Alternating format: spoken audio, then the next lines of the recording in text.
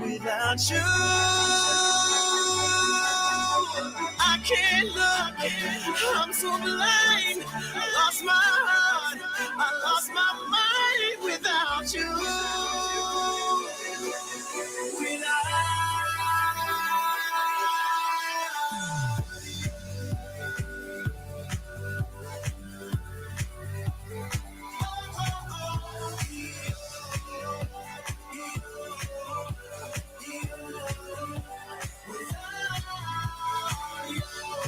Nothing else sounds as good as WEFM, the clean, fresh sound. WhatsApp us or call us at 457-9997. Activated Mornings on WEFM 99.9 is on now.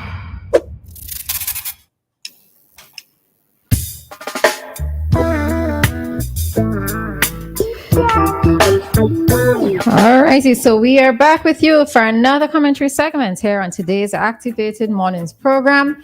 In studio, you have Dianna, Cain, and myself, Roleza Samuel, and Dr. Gerald Thompson. So, Doc, over to you. Yes. You know, I was over in Barbados. And Bimshaw? I don't call it Bimshaw. I call it Barbados. And there just seemed to be a ton of people, visitors and so forth. I was down in St. Lawrence Gap and so.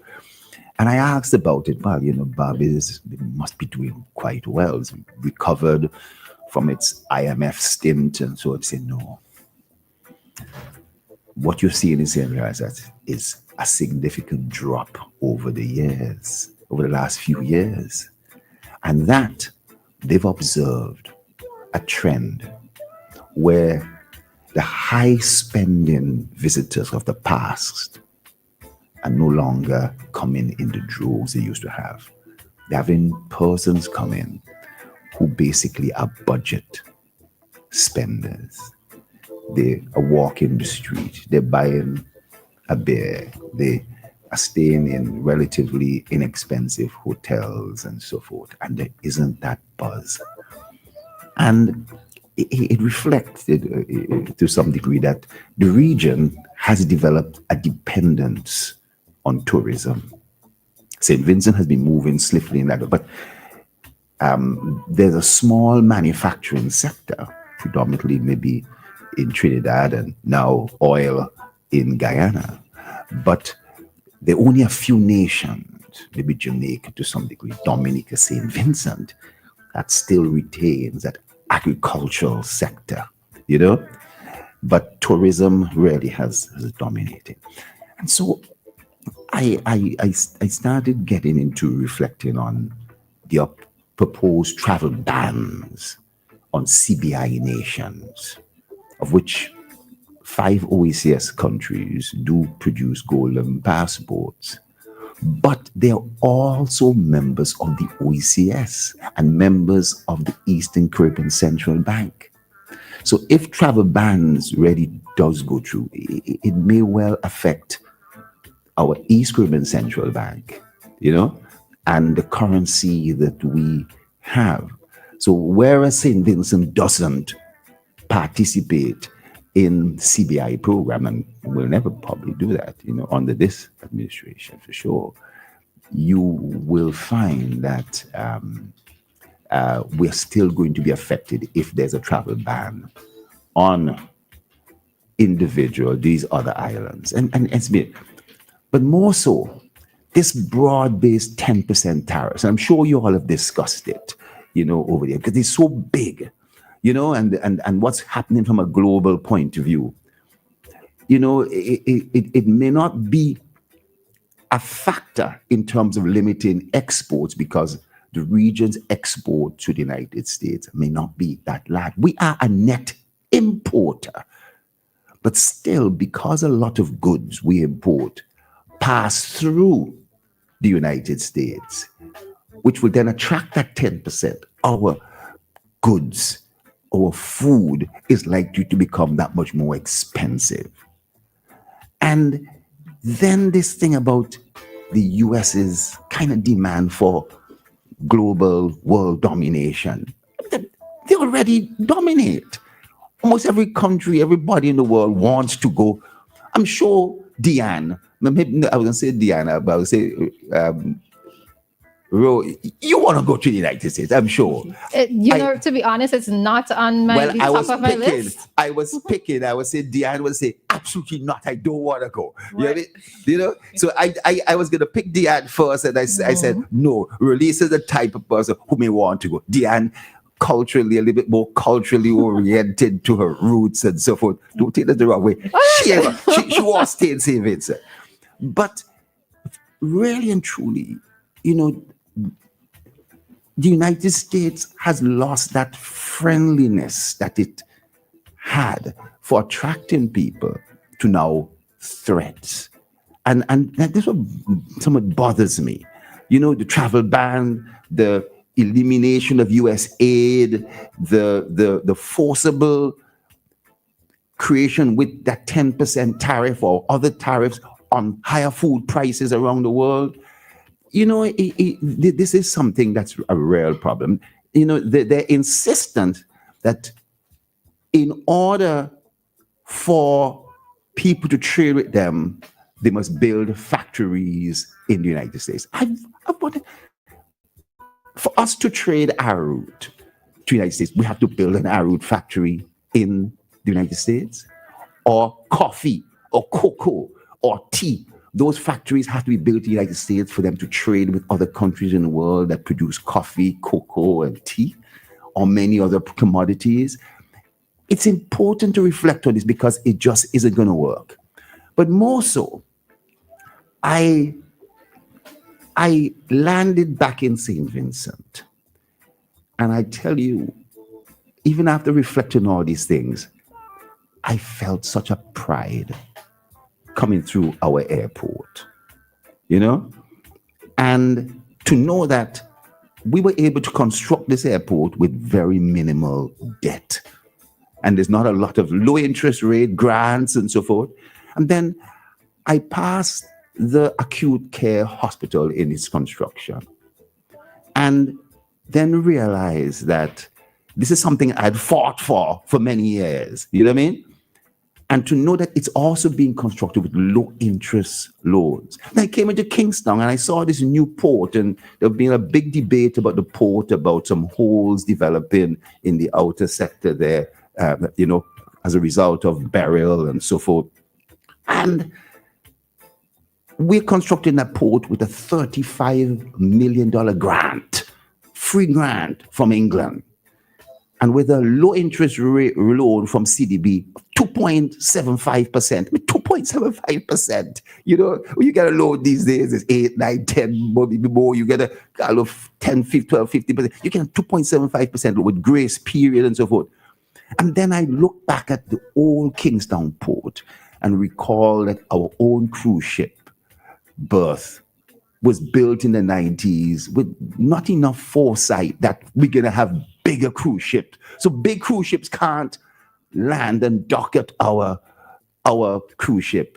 And to know that the old Kingstown port, once a new port, could then be converted into new cruise ship and have cultural, I would love this, cultural performing arts centered shops for sale of batik and other things like that and so forth.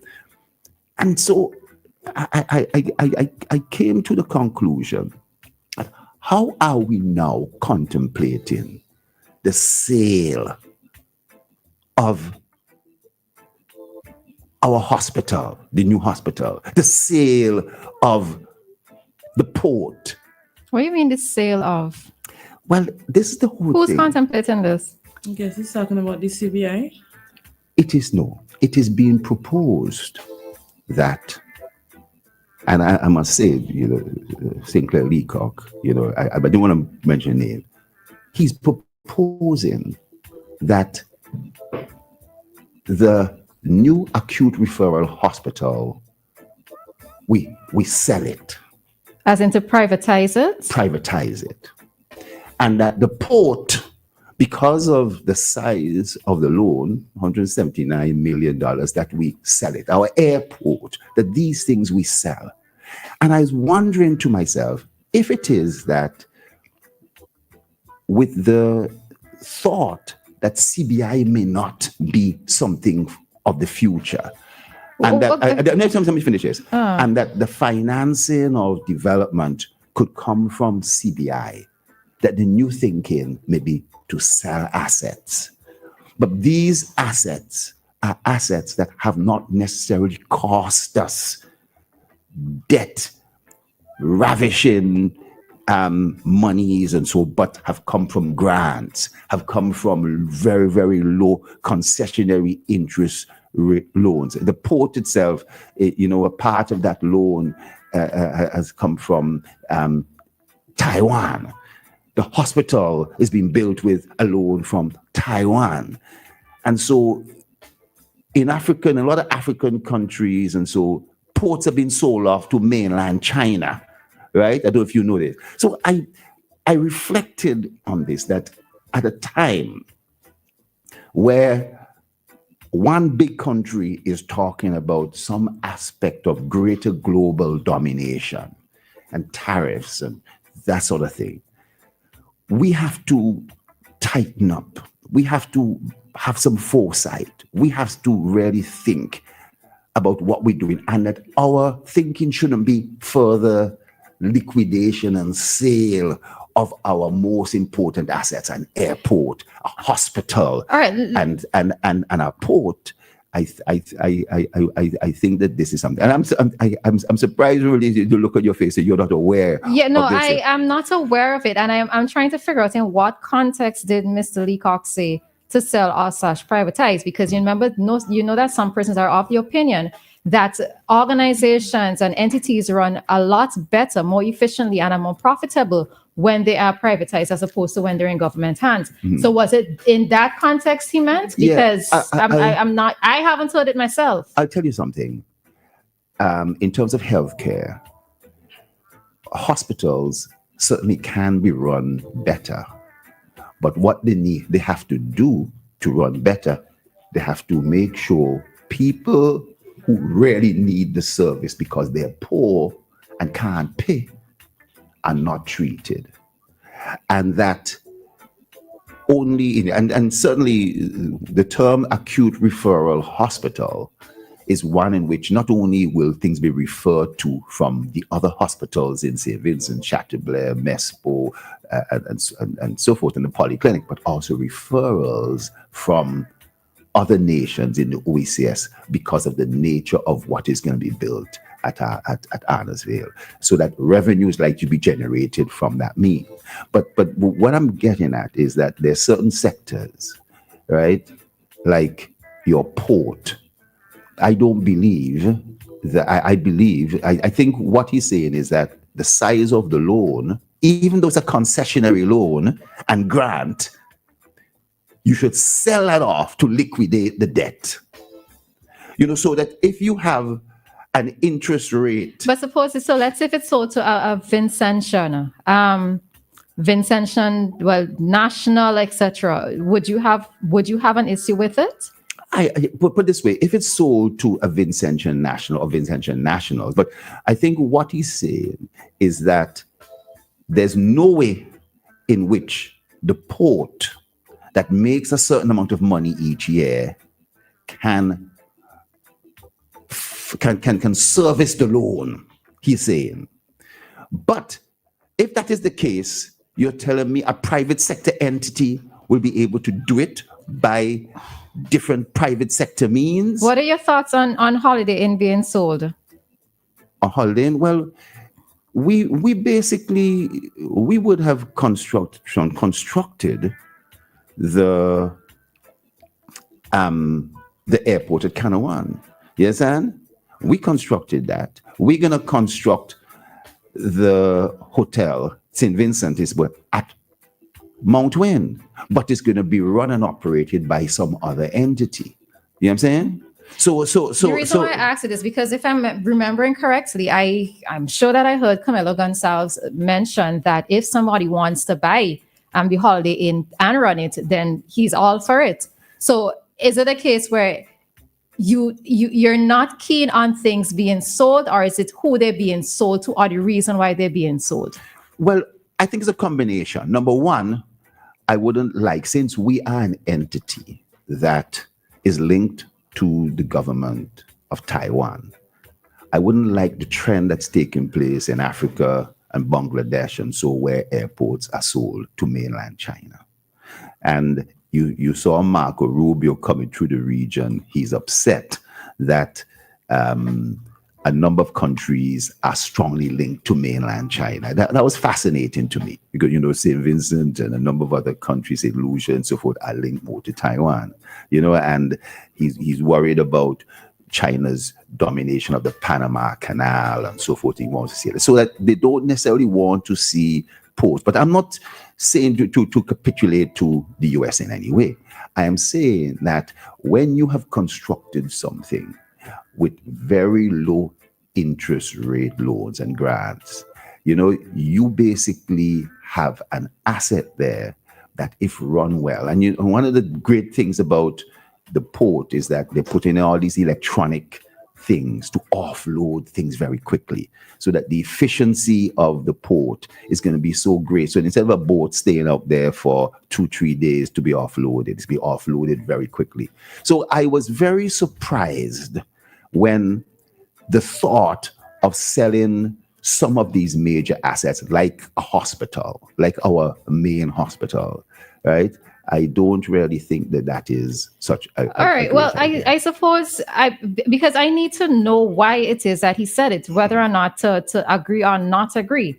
For me, I may say I may not want to see a hospital privatized, right? Because when it comes to healthcare, if a hospital has to come down down to profits alone, what it means is that you most likely are going to exclude a greater majority of the society. That's right? what it's all about. So I can understand that. But let's say in an instance of a port, it really does have to come down to profitability. And if it is sold, let's say to Vincentian nationals who have come together to buy it, and they can run it and operate it and run it at a profitable rate, then I don't see anything wrong with that. Yes. But that's my whole thing. What is the origins or what's the basis of him proposing this idea? I see. Now, if you understand what happens at the port, you have the customs, and the customs, what comes in after the customs is probably our major revenue earner for the government of St. Vincent to hire teachers, run hospitals, and so forth. What comes in at the port? What custom duties you have, basically.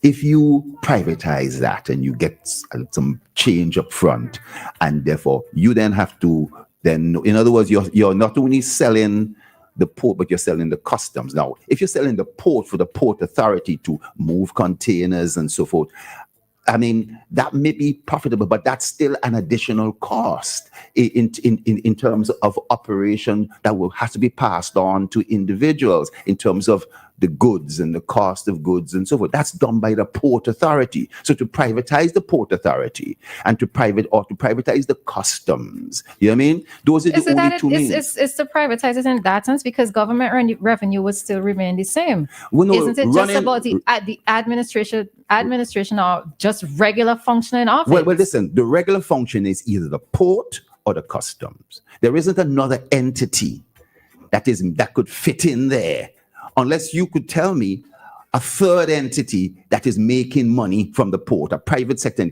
They would either have to take over the port authority function, and you no longer have a port authority. You privatize in the port authority, or you privatize the customs services. You know what I'm saying?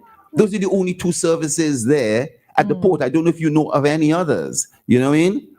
It's the port that operates the cranes, the movement of the containers. When the goods then come into the shed and somebody wants to clear it, the customs then takes over and determines what is going to be paid on each item. And so based on the law, based on the budgetary proposals in terms of our laws, our tariff laws, and so forth. All right. Listen, you understand that aspect there. I do understand that aspect, but it is a private. And what this reflects is that if you privatize it, it then means that for the entity to make a profit, I've no problem with two of your best friends or two guys or a group of your friends coming together to buy something, or what more likely the case, it's sold to some external entity, like mainland China also. Because to have a group of Vincentians come around to buy it and so forth and things like that, I'm not sure that's going to happen. You understand? I'm not sure that's going to happen. But you see, he didn't state who he would want. Well, for in the it to be case, sold to. in So the that in the is for me case, is in a the bit case, difficult to have the in the case, conversation. in the case of the it's hospital, speculative. in the case of the hospital, he said, well, we could approach the medical schools here to buy shares in the hospital, and he's named a number of other things to invest in the hospital. And in terms of the airport, well, I'm not sure who he's thinking about in terms of buying it. But those three major assets, when I came to and I reflected on the airport, I reflected on the hospital, something I've fought for because I think it's a damn good thing. And I see the port and the potential. You're seeing our tangible developments. I'm saying the efficiency. Right now, bigger boats are coming through the Panama Canal. And you know what happens, Roleza? They have to go up to North Carolina, offload onto a smaller ship and come down. All that is extra cost. Those bigger ships coming down to St. Vincent and the space we are creating down there, the 16 acres of space, allows for larger containers to come, bigger ships to come there, and the lower cost of goods. And so that's so I know things were to open up for calls and so, but a few persons were trying to call, but I needed to get your thoughts out in terms of what you actually the point that you were making. So what we would have to do is, for persons who are trying to call, we can probably take this back up at 9:20 or 9:25. Yeah, but Doc, you know how I am. Unless I read it and see it for myself. Yes. I it's difficult for me to form an opinion in terms of what you've suggested that Mr. Leacock might be saying, right? Yeah. So, all right, so we are going to head on out at this time. Time here in SVG is 9:08, and it's time for us to bring to you today's ECCB currency exchange rate.